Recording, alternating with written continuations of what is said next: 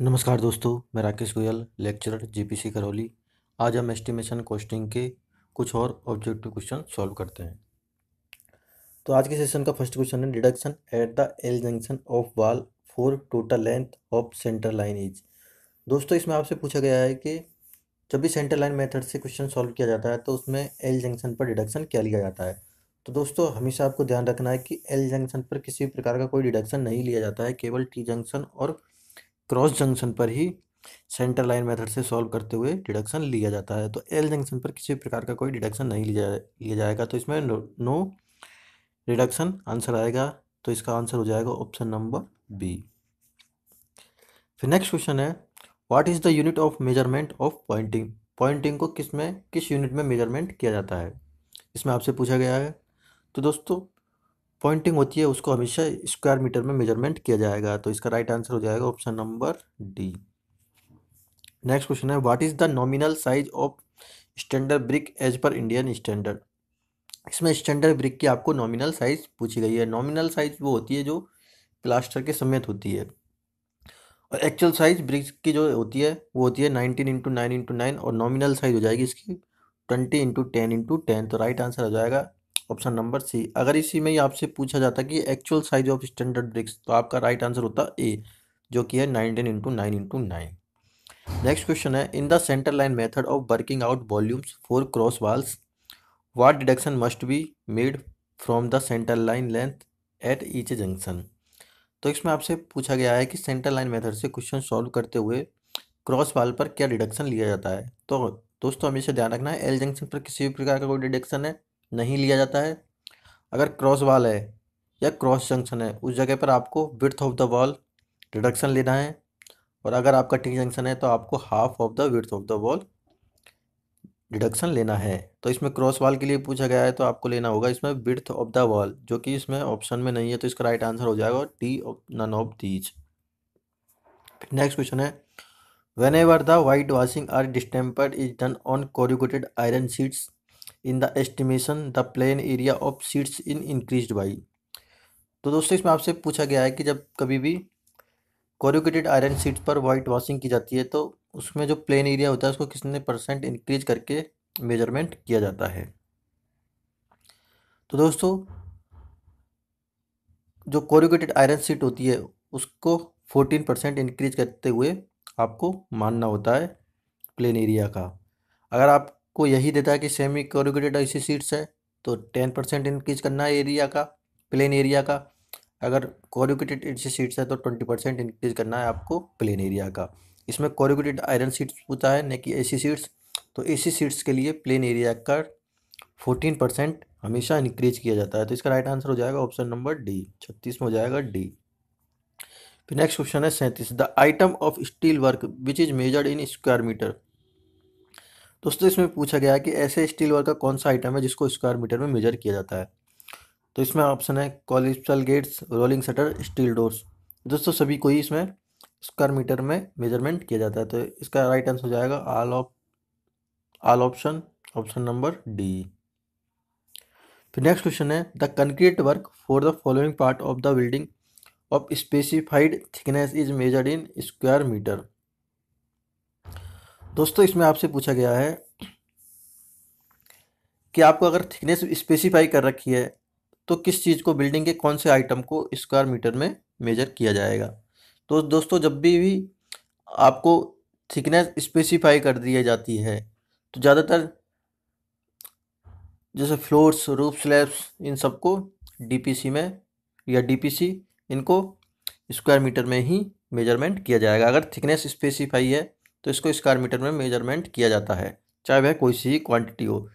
DPC में specify thickness specify होती है तो इसको भी स्क्वायर मीटर में, फ्लोर्स को भी और रूफ स्लैब्स इन तीनों को ही स्क्वायर मीटर में मेजरमेंट किया जाएगा, क्योंकि इनमें थिकनेस स्पेसिफाई होती है। तो इसका राइट आंसर हो जाएगा option number D.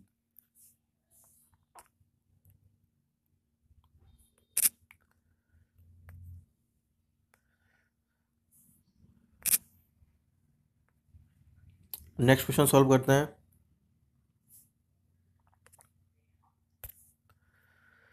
The nominal lead and lift allowed for the earthwork in excavation of foundation are। दोस्तों इसमें आपसे पूछा गया है कि जब भी अर्थवर्क कैलकुलेट की जाती है तो उसमें लीड और लिफ्ट क्या ली जाती है। तो दोस्तों ये आपको हमेशा ध्यान रखना है कि जब भी अर्थवर्क किया जाता है तो उसमें लीड आपको लेनी है 30 मीटर और लिफ्ट लेनी है आपको 1.5 मीटर। तो इसका राइट आंसर हो जाएगा option number C. The brick work is measured in square metre in case of. दोस्तों इसमें आपसे पूछा गया है कि ब्रिक वर्क को स्क्वायर मीटर में कब मेजरमेंट किया जाता है। तो दोस्तों आपको ध्यान रखना है कि अगर हनीकॉम्ब ब्रिक वर्क है इसको भी स्क्वायर मीटर में मेजरमेंट किया जाता है। ब्रिक फ्लैट सोलिंग है इसको भी स्क्वायर मीटर में मेजरमेंट किया जाता है। हाफ ब्रिक वॉल और पार्टीशन वॉल है इसको भी स्क्वायर मीटर में मेजरमेंट किया जाता है। तो इन तीनों कंडीशनों में ब्रिक वर्क होता है उसको स्क्वायर मीटर में मेजरमेंट किया जाता है। लेकिन अगर हाफ ब्रिक वॉल की जगह आपको 1 ब्रिक वॉल दे दिया जाए, 1.5 ब्रिक वॉल दे दी जाए, 2 ब्रिक वॉल दे दी जाए तो इन सबको क्यूबिक मीटर में मेजरमेंट किया जाएगा। लेकिन इसमें आपको दे रखा हाफ ब्रिक वॉल, इसको स्क्वायर मीटर में, हनीकॉम्ब ब्रिक वर्क और ब्रिक फ्लैट सोलिंग इन तीनों को ही आपको स्क्वायर मीटर में मेजरमेंट करना है। तो इसका राइट आंसर हो जाएगा option number D. All option are correct. The expected out turn of 2.5 centimetre concrete floor पर मेसन पर डे। दोस्तों इसमें आपसे पूछा गया है कि जब भी 2.5 सेंटीमीटर का सीसी की जाती है तो उसमें एक आदमी एक दिन में कितना कार्य करेगा। तो इसका राइट आंसर है option number C 7.5 square metre. ये आप चीज़ें आपको याद रखनी है। तो इसका राइट आंसर हो जाएगा ऑप्शन नंबर सी। फिर नेक्स्ट क्वेश्चन है pick up the excavation where measurement are made in square metre for payment. आपको एक राइट ऑप्शन चूज करना है जिसमें स्क्वायर मीटर में पेमेंट का मेजरमेंट किया जाता है और वो भी एक्सकेवेशन में। तो आपके ऑप्शन है इसमें ordinary cutting up to 1 metre, surface dressing up to 30 centimetre depth और surface excavation up to 30 centimetre depth. तो दोस्तों आपको ध्यान रखना है कि ऑर्डिनरी कटिंग होती है उसको तो हमेशा क्यूबिक मीटर में मेजरमेंट किया जाता है चाहे उसकी डेप्थ कितनी ही हो। जबकि जब सरफेस ड्रेसिंग और सरफेस एक्सकेवेशन होता है उसको स्क्वायर मीटर में मेजरमेंट किया जाता है। तो इसका राइट आंसर हो जाएगा option number D. Next question है the height of the sink of wash basin above floor level is kept. इसमें आपसे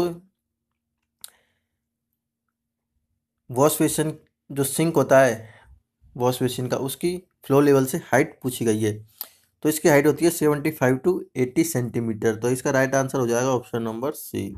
फिर नेक्स्ट क्वेश्चन है तो quantity of cement concrete DPC is measured in terms of. DPC को किस में measurement किया जाता है। तो सिंपल आंसर है इसका मीटर स्क्वायर में मेजरमेंट किया जाता है। डीपीसी काफ़ी बार क्वेश्चन आ चुका है। तो इसका राइट आंसर हो जाएगा ऑप्शन नंबर बी 44 में बी। ये चीज़ें दोस्तों आपको याद रखनी है कि किसका किस में मेजरमेंट किया जाता है। नेक्स्ट क्वेश्चन सॉल्व करते हैं हम।